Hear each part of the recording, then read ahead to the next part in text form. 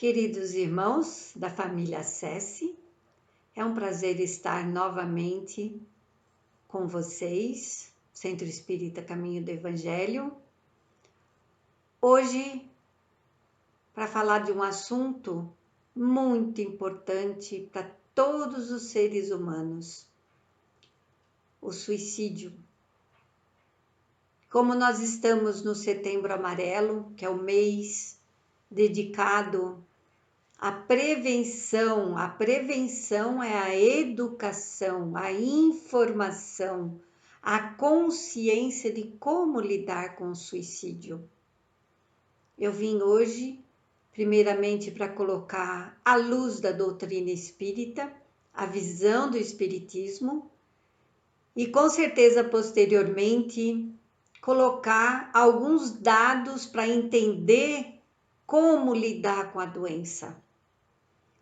Temos crianças de 9, 10 anos, adolescentes, jovens adultos, pessoas de idade se suicidando.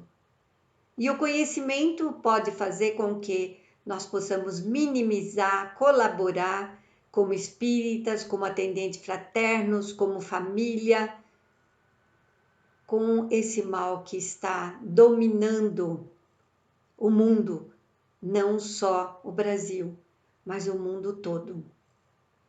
Então vamos agradecer a Jesus, nosso Mestre, agradecer a todos os nossos mentores pela oportunidade magnífica, pelo aprendizado que estamos tendo constantemente com a tecnologia, para que possamos estar unidos em pensamento, o desenvolvimento do mundo novo, o desenvolvimento do processo da união distante, mas presente, mais unidos do que nunca, no amor fraterno que Cristo nos ensinou. Vamos pedir que Jesus nos abençoe, que Jesus nos ilumine, para que possamos, através dessas informações recebidas, colaborar efetivamente através do conhecimento. Se não pudermos ser uma colaboração direta, que seja em prece pelo entendimento do processo da depressão, do suicídio infantil, dos adolescentes, e que orando nós saibamos pelo que nós estamos orando. Obrigada, Jesus, esteja conosco nesse processo de aprendizado. Que assim seja. Então, meus irmãos, como eu falei, nós vamos primeiro tentar entender como é que funciona o processo na visão espírita. Então, Allan Kardec, lá na questão 944 do Livro dos Espíritos, ele pergunta: tem o homem o direito de dispor de sua vida? O que responde o Espírito da Verdade? Não. Só a Deus assiste esse direito. O suicídio voluntário importa numa transgressão dessa lei. Então, nós damos muita importância em qualquer religião na transgressão da lei divina. O suicídio é uma delas. Não é à toa que a Igreja Católica, há algum tempo atrás, abominava e não aceitava o suicida. Temos muitas informações a respeito dessa possibilidade deles não aceitarem. Por que o homem não tem o direito de tirar a sua própria vida? Pergunta Kardec. O suicídio não é uma falta somente por se constituir uma infração de uma lei moral, consideração de pouco peso para certos indivíduos, mas também um ato estúpido, pois nada ganha quem o pratica. Antes, o contrário é o que se dá. Então, não só nós estamos transgredindo a lei divina, como nós estamos também praticando um ato contra nós mesmos. Na questão 956, Kardec pergunta: alcançam o fim objetivado aqueles que, não podendo conformar com a perda de pessoas que lhe eram caras, se matam na esperança de juntar-se a eles? Qual é a resposta? Em vez de se reunirem ao que era objeto de suas afeições, dele se afasta por longo tempo. Ou seja, não adianta a gente praticar o suicídio achando que nós vamos estar perto das pessoas que nós perdemos. Muito pelo contrário, nós vamos nos distanciar muito mais, por muito mais tempo dessa possibilidade. Na questão 950, Allan Kardec pergunta: o que pensar daquele que se mata na esperança de chegar mais depressa a uma vida melhor? Que loucura! Eles respondem: faço bem e mais certo estará de lá chegar. Matando-se, só retarda sua entrada em um mundo melhor e terá que pedir que seja permitido voltar para concluir a vida que pôs termo, sob o influxo de uma ideia falsa. Então não adianta, nós vamos ter que voltar, cumprir o tempo que foi delimitado a nós e recomeçarmos tudo novamente. Na questão 953, Allan Kardec pergunta: quando uma pessoa vê diante de si um fim inevitável e horrível, será culpada se ela abreviar de alguns instantes seu sofrimento? É sempre uma falta de resignação, de submissão à vontade do Criador. Essa é a resposta. Ainda insiste Kardec. Quais as consequências desse ato? Uma expiação proporcionada, como sempre, à gravidade da falta de acordo com as circunstâncias. Então, nada vai adiantar eu querer abreviar o meu sofrimento ou a minha dor. Na questão 952A, Kardec pergunta: será culpado aquele que tira a vida por desespero? Para aquele que o faz instantaneamente, há muitas vezes uma espécie de desvairamento, que alguma coisa de loucura tem. As consequências são sempre proporcionais às circunstâncias que a pessoa tem das faltas que comete. Mais uma vez ele insiste. Então nós temos que pensar nas consequências de um adulto que tem consciência e de uma criança e de um adolescente que muitas vezes não tem noção, a não ser da própria dor que ela quer se libertar. É muito diferente. Então, nós temos que acreditar que a criança tem que ter o socorro e a obrigação dessa é nossa, de aliviar a sua dor para evitar o pior. Allan Kardec ainda pergunta: quais as consequências do suicídio?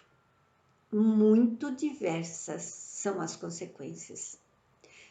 Mais uma vez ele diz: toda consequência depende da causa que o produziu. Então nós temos que ver a causa do suicídio.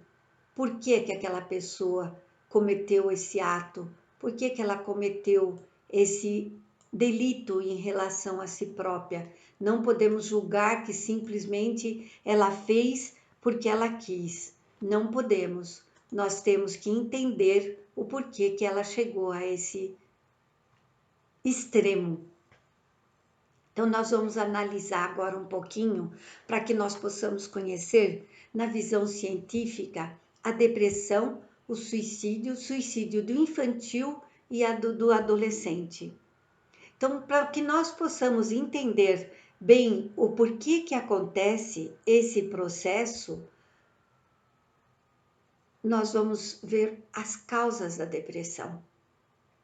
Gente, muitas vezes as pessoas, os pais ou o familiar que tenta ajudar, fica exausto, fica cansado, acha que é falta de vontade da pessoa, falta de iniciativa. É a criança. com depressão? Não dá para entender. A gente acha que é manha e é muito diferente a depressão da criança e a depressão do adulto. E a gente não sabe como identificar. Então, para que a gente possa entender, nós temos que ver que tem causa genética. Tá aqui a causa genética. Estudos com famílias na descendência, com gêmeos e com crianças adotadas indicam a existência de um componente genético. Estima-se que esse componente representa, preste bem atenção, 40% da predisposição da suscetibilidade para se desenvolver a depressão. Então, nós temos causas lá no cérebro que nós precisamos entender. E essas causas estão ligadas à bioquímica cerebral. Há evidências de deficiência nas substâncias cerebrais chamadas neurotransmissores. Nosso cérebro é comandado pelos neurotransmissores, todas as funções do nosso corpo, o falar, o pensar, o agir, o sentir, elas estão ligadas, todos eles são quem? A noradrenalina, a serotonina, a dopamina, que estão envolvidas diretamente na regulação da atividade motora, do apetite, do sono, do humor. Então, para vocês verem a importância que tem os neurotransmissores no nosso cérebro. Então, como é que funciona tudo isso? O que causa ali a disfunção nesse neurotransmissor? Esse neurotransmissor é algo parecido com uma coisa assim, com a minha mão. Entre eles, há o que nós chamamos de sinapse. E é exatamente aqui que há essa interferência. Então, nós não acumulamos, nós não reservamos a dopamina. E aí, essas funções vão se acentuando, se acentuando. E o que pode causar tudo isso? Eventos estressantes podem desencadear episódios depressivos naquelas pessoas que têm essa predisposição genética a desenvolver a doença. E os sintomas de depressão podem ser humor depressivo, a sensação de tristeza, autodesvalorização, sentimento de culpa. A gente briga com a criança, a gente acusa a criança, a gente bate na criança. Quer dizer, ele acha que ele não é nada, que ele não é amado, que é por causa dele que os pais brigam, que é por causa dele que as pessoas não são felizes. E ele vai se voltando para dentro de si próprio, para dentro de si próprio, que nós chamamos num estado de embotamento, e vai desenvolvendo a sensação de vontade de acabar com aquela dor que ele não tem controle. Eles acreditam que perderam de forma irreversível a capacidade de sentir alegria. Tudo parece para essas pessoas, desde a criança até o adulto, um vazio. O mundo para ele é visto sem cores, sem alegria. Eles se mostram cada vez mais apáticos, muito mais apáticos do que tristes. Apáticos é desmotivados, não tem força para seguir em frente, não tem vontade de sair do quarto, não tem vontade de sair da cama, não tem vontade de fazer nada. E ele se refere a isso como um sentimento de falta de sentimento. Eles não conseguem sentir nada, não sabem o que sentir. As pessoas de idade se julgam um peso para a família, para os amigos. Aí eles invocam a morte, eles querem morrer como uma forma de alívio para si mesmo e para os familiares. Então é um tormento para eles, eles não conseguem ver uma possibilidade. Eles fazem uma avaliação negativa de si mesmo, do mundo, do futuro. E percebem as dificuldades como intransponíveis, somente com o desejo de pôr fim a esse estado penoso. Os pensamentos das pessoas suicidas variam desde o desejo de estar morto até o plano detalhado de se matar. E esses pensamentos devem ser investigados. Eu tenho a permissão, claro, sem dizer o nome, de relatar a respeito de um caso que eu atendi recentemente e eu posso falar como ser humano, como pessoa, como espírita, como profissional. Uma pessoa me ligou para ajudar o esposo que estava pensando em se suicidar e ela estava muito preocupada. E com essa quarentena, eu tenho atendido muito pouco presencial, muito pouco, eu atendo muito mais online. E eu sentia na minha cabeça o tempo todo, e eu tinha atendido numa quinta-feira, das 2 até as 8 da noite, eu estava exausta. Mas eu tinha que atender na sexta, e eu jamais iria no consultório na sexta, nunca, não fui nenhuma vez desde o início da quarentena. Mas eu tinha que atendê-lo. E liguei para a esposa e pedi para que ele fosse no meu consultório. Ele já tinha tudo planejado, detalhadamente. Então, quando a pessoa começa a definir parte financeira, trabalho, como que a família pode ficar protegida, nós temos que cuidar, porque já não é mais uma ameaça, e sim uma constatação do ato. Ele permitiu que eu relatasse para ajudar outras pessoas. Se eu não tivesse tido essa intuição de atendê-lo, nós sabemos por que dessa intuição, ele não estaria mais entre nós. E graças ao bom Deus, ele relatou, apesar de não ser espírita, influências de que ele não queria se matar, mas que algo dizia o tempo todo para que ele se matasse. E eu pude dizer na forma espiritual para ele o risco. Quando ele saiu do meu consultório, ele falou: pode ter certeza que me matar eu não vou. O que foi uma grande vitória. Somente esse fato já foi uma grande vitória. Então, gente, nós temos que ter essa intuição, principalmente com os nossos entes queridos. Porque se nós formos falar, por exemplo, do suicídio entre os adolescentes e das crianças, eles estão se suicidando muito mais atualmente, muito mais. Nós ouvimos aqui pertinho de nós, de pessoas próximas a nós, conhecidos, de que isso acontece.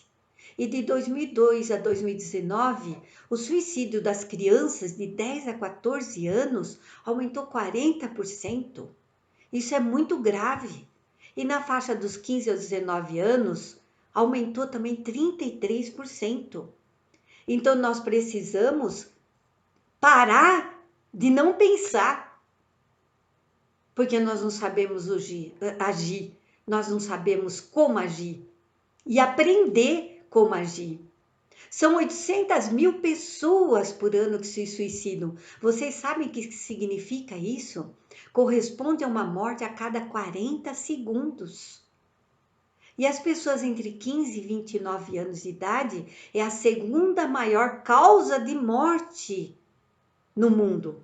Então dá para a gente ter uma ideia da gravidade da situação. E o suicídio também é um fenômeno de múltiplas causas e está totalmente ligado, olha só, às doenças mentais. A importância dessa parte teórica está aí. Está ligada às doenças mentais que nós não acreditamos que exista, que é frescura, que a pessoa tem que aprender a sair sozinho. A depressão é física. Psiquiatra não é para louco, psicólogo não é para louco. Medicação muitas vezes é necessário.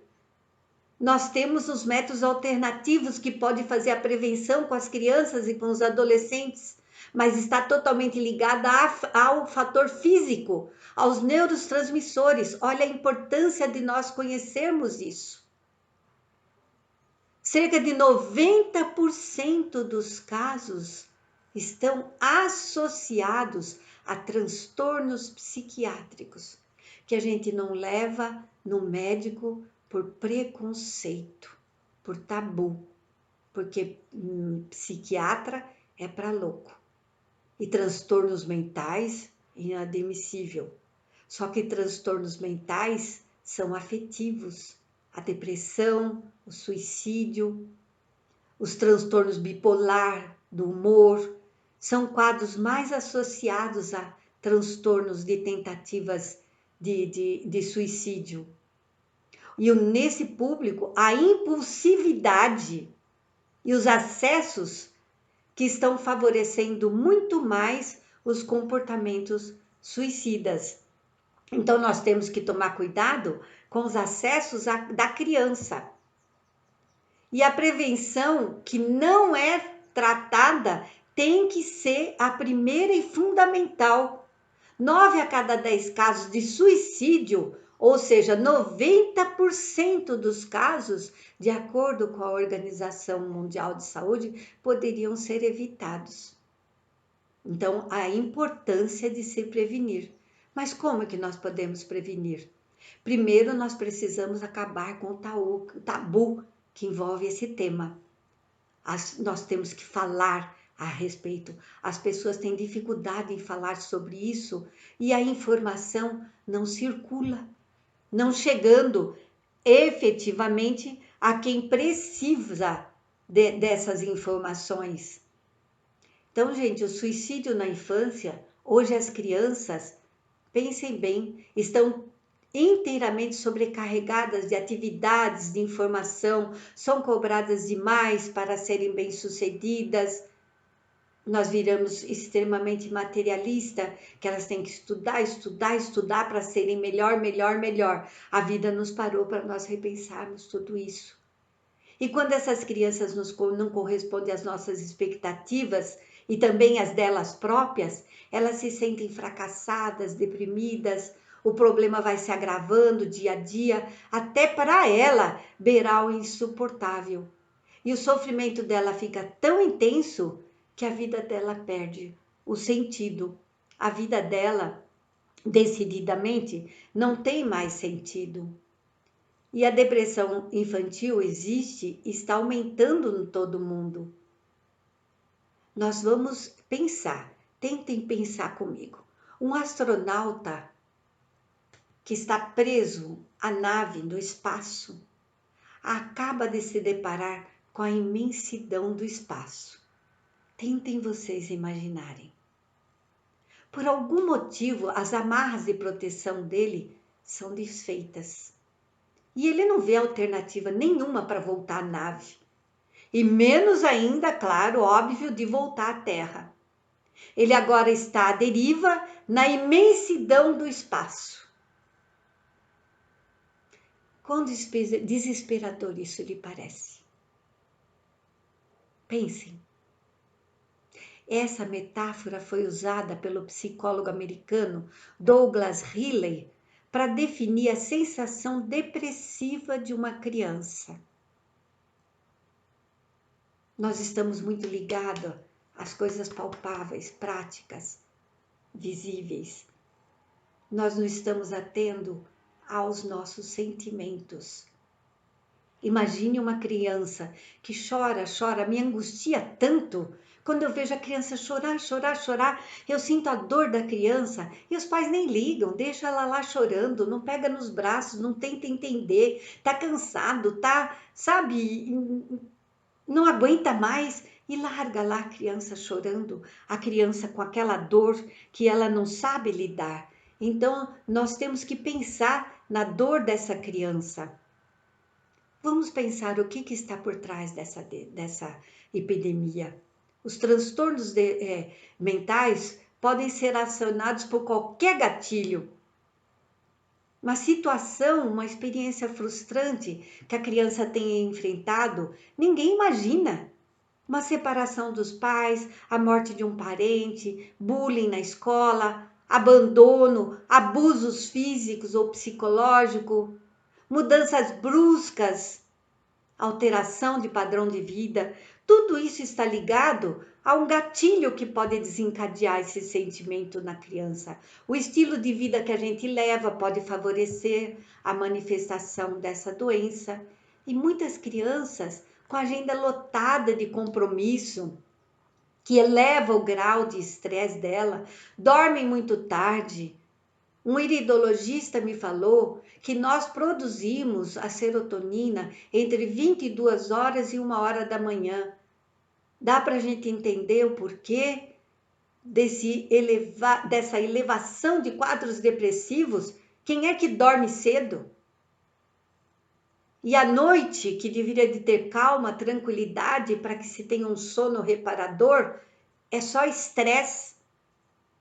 Dorme muito tarde, ficam fechados em ambientes como apartamentos, shopping, com tantos parques.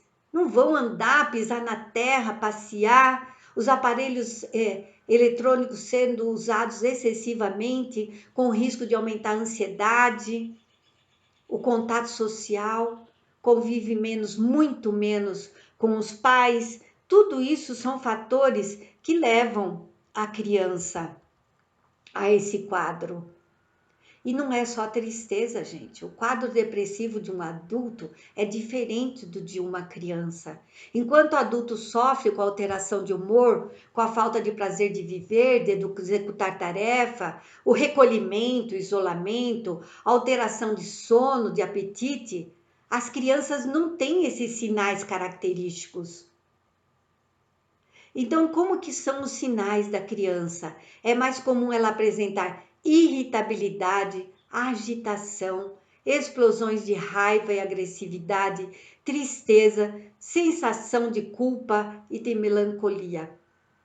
E a gravidade da situação é confundir a depressão com o TDAH, o transtorno de déficit de atenção e hiperatividade.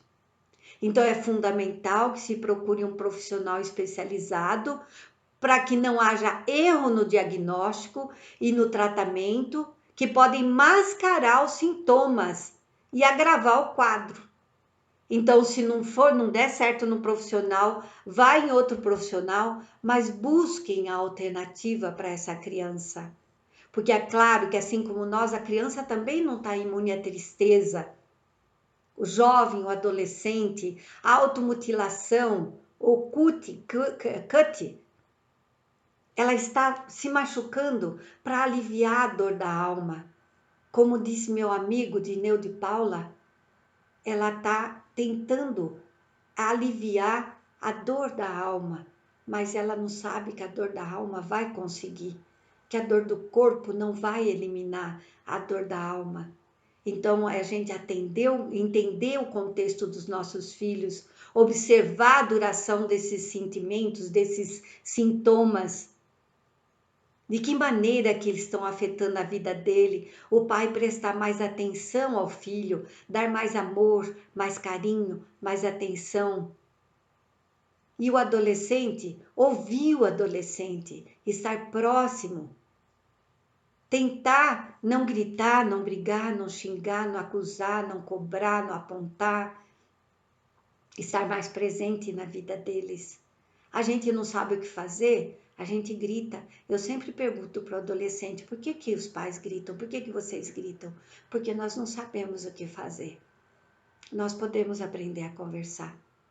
Então, eu já estou me estendendo no tempo. Gostaria de agradecer carinhosamente pela oportunidade, agradecendo a Deus, nosso Pai, a Jesus, nosso Mestre, agradecendo aos nossos mentores pela oportunidade do crescimento e do aprendizado, e que Jesus possa, com o seu amor, com a sua luz, abençoar essas crianças, esses jovens, esses adultos, abençoar as famílias, para que busquem o conhecimento, para que nós possamos colaborar e que pessoas que querem estar bem, façam o bem. E fazer o bem pode ser também participar do CVV. Se inscrevam para serem um voluntário do CVV. Recebam o treinamento e vão ser um voluntário do CVV. Vamos ajudar para que a gente possa ser ajudado. Muito obrigada a todos e que Jesus esteja conosco.